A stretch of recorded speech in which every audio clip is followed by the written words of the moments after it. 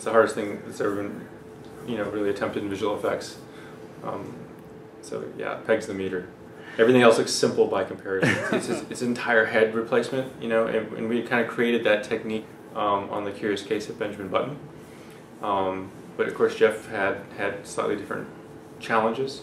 One being that, with Brad, that was incredibly difficult and the hardest thing we'd ever done up until that point. We've never seen Brad at 85, so there's a little bit of a artistic license you can take. And he was in a kind of a wheelchair for part of that film, and he didn't move a lot. And he was a little more observing his world, whereas Clue is emoting. He's the main antagonist of the film, and he's got to be the bad guy. He's got to carry more, and he's on a very young body that's moving around. And we've all seen Jeff Bridges at 35 before, so and we have to do it in stereo. So it was as hard as Benjamin Button was.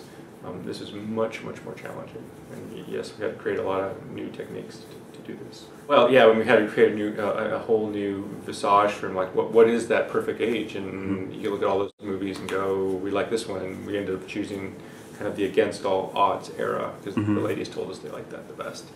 And it was a really great time for Jeff as far as he was in great shape. He had that really great physical persona that we needed to include. So that all kind of worked out, and we had some good footage from that era to kind of match too. And that invests a certain attitude about his character, which works well too. Absolutely. I mean, he came out. Jeff would go on set, and one day he's playing Flynn, which is this kind of cool, very kind of Zen-like guy that we all know and love. But then he'd show up, and now he's playing Clue, and he's kind of this chip on his shoulder, kind of a creepy, angry at the world kind of character. So he could play those dual roles. And that comes across in those performances.